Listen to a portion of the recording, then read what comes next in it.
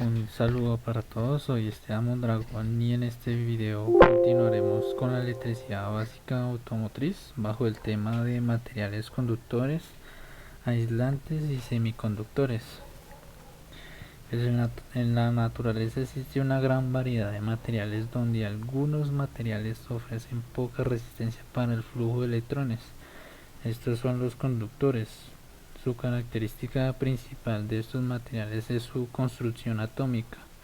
El átomo en la capa de valencia, que recordemos que es la capa que está más lejos de su núcleo, solo va a estar de 1 a 3 electrones, lo cual no se necesitan de mucha fuerza para que estos se desprendan de su átomo y salten a otro átomo.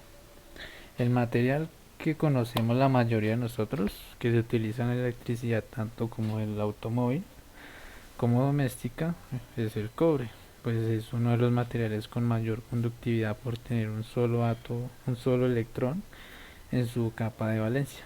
Pero generalmente los metales son buenos conductores eléctricos. En estos encontramos el oro, el hierro, el aluminio, la plata, entre otros. Dependiendo de la necesidad que se necesite para cubrir, se van a utilizar diferentes materiales. Acá otro ejemplo tenemos el hierro.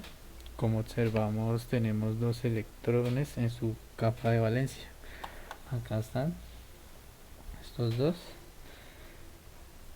Lo que hace es que baja un porcentaje pequeño su conductividad, sin embargo, pues no es una diferencia notoria. Igualmente se puede utilizar en circuitos eléctricos. Continuando, tenemos los materiales aislantes. Pues estos, en vez de conducir la electricidad, pues lo va a aislar. Estos materiales se caracterizan por tener más de 4 átomos de valencia. Por tener más electrones, estos en su última capa se necesitan mucha más fuerza para poder sacarlos de su órbita, lo cual estos materiales se usan más bien para obstaculizar el paso de corriente. Pero así como es importante los materiales conductores, también son los aislantes. ¿Qué nos van a ayudar esto? Bueno, pues nos ayudan, por ejemplo, que en los cables del vehículo no hagan contacto con otros materiales, o guiar estos cables, recubrirlos con una capa de plástico, y estos no se van a tocar entre sí, así no se interfiere entre voltajes y señales. Luego tenemos los semiconductores. Pues estos son materiales que bajo ciertas circunstancias como la temperatura, grado de impureza, la estructura atómica, como esté construida, pueden actuar como conductores o como aislantes. Entre los materiales más usados son el germanio y el silicio. Hablando en el área, bueno, porque son más usados, bueno, tienen 4 electrones en su última capa, pero ya les voy a explicar por qué se vuelven semiconductores. Pues hablando en el área de la electrónica automotriz, se utiliza pues para fabricar transistores, circuitos integrados, diodos, entre otros muchos componentes electrónicos. Estos generalmente, por poner un ejemplo, los vamos a encontrar en la computadora del vehículo. En la estructura atómica vamos a tomar como ejemplo el silicio. Este dice que tiene 4 electrones de valencia. Si tomamos silicio puro, pues este va a contener mucho, bueno, un pedacito va a tener millones de átomos. Cuando estos, como están juntos, van a cumplir la ley del octeto. Para no entrar en detalle sobre esta ley, es básicamente que los átomos se completan sus últimos niveles de energía con 8 electrones para encontrar una estabilidad sólida y perfecta. Entonces, como vemos en la imagen, los átomos se comparten sus electrones formando una cadena demasiado estable. Si queremos pasar energía por ahí, no podríamos, ya que los electrones del silicio están estables y no necesita tener electrones libres. Ahí el silicio está actuando como un aislante.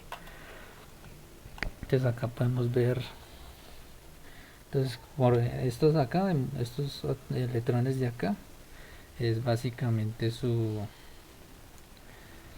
o sea, son 4 electrones, ¿sí?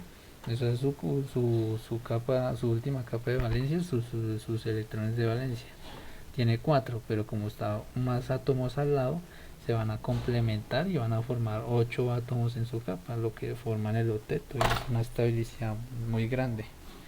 Pero entonces, ¿cómo hacemos para que este material se vuelva semiconductor o conductor prácticamente? Pues para que este material se vuelva conductor, el material le debemos mezclar impurezas, o sea, mezclar otros materiales. Em, Podemos mezclarlo con materiales conductores, semiconductores. Por ejemplo, si mezclamos silicio con antimonio, pues es un ejemplo que coloco, pues este va a tener 5 electrones de valencia. Si los juntamos con el átomo de silicio, que ya tiene 4, ya no va a cumplir la ley del octeto. ¿Por qué? Pues va a haber un átomo que está libre ahí. Por acá lo podemos ver. O sea, están sus 8 electrones, sí, pero este electrón que está quedando libre, está sobrando. Entonces ya no va a cumplir la ley del octeto. Antes va, pues sobra un electrón y este sería un electrón libre. Y podemos poner una diferencia de potencial y ahí ya podría haber flujo de electrones. Ya podemos decir que tenemos un conductor. Pero otra forma de crear un semiconductor es cuando juntamos el boro con el silicio. En este caso el átomo del silicio tiene 3 electrones, lo cual en vez de sobrar un electrón, como en el anterior ejemplo, pues va a faltar un electrón para el octeto. Ya no va a estar una cadena sólida. Pues entonces, ¿qué hacen los electrones? Ellos buscan estabilidad. Pero entonces ellos van a moverse para tapar ese hueco. Pero cada vez que se mueven, pues va a existir el hueco, porque va a faltar un electrón. Pues ¿por qué hace falta un electrón? Pues porque el boro en su última capa de valencia tiene 3 electrones. Pues obviamente va a faltar, o sea, no va a completarse. Y estos van a estar los electrones en esa cadena que están formando, va a faltar uno. Y van a estar moviéndose para tapar el hueco, lo cual no podría. Entonces ahí podemos poner una diferencia de potencial, o sea, una batería, y ya podemos lograr pasar electrones mediante pues porque los electrones son atraídos por el lado positivo, que van a querer tapar el hueco del material. O sea, como hay más electrones en la parte negativa y van a ir al positivo, pues van a pasar por, sí pueden pasar, porque llegan acá y van a tapar pero el hueco, pero falta otro hueco y así, y se van pasando hacia el lado positivo, y ahí ya hay flujo de electrones.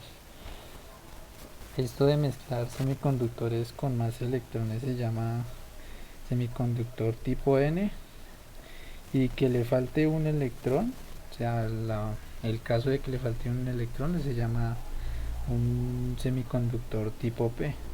O sea, este es el tipo N y este es el tipo P. Y esta sigla la van a ver normalmente en los transistores, que sus platicas van a tener una N o una P o en otro componente electrónico. En el multímetro automotriz también tenemos esta función de cómo probar los transistores o esos componentes eléctricos, y hay una parte por ahí que dice NPN, o sea, negativo, positivo, negativo, o PNP, que es positivo, negativo y positivo.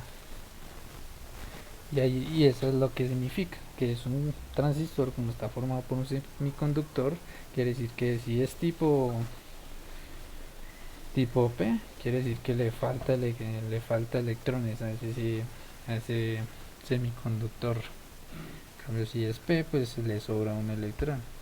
Y así básicamente se compone material semiconductor, y es lo que abre la puerta a crear diferentes componentes electrónicos, que más adelante entraremos más en detalle. Pero esto es básicamente los materiales que se utilizan para la electricidad del automóvil, y también pues para otras áreas. Bueno, y sin nada más que decir, pues muchas gracias por estar en mi video. Recuerden que si dije algo mal, pues háganmelo saber en los comentarios y me corrigen. Acá estamos para aprender todos. Y no siendo más, muchas gracias y hasta pronto.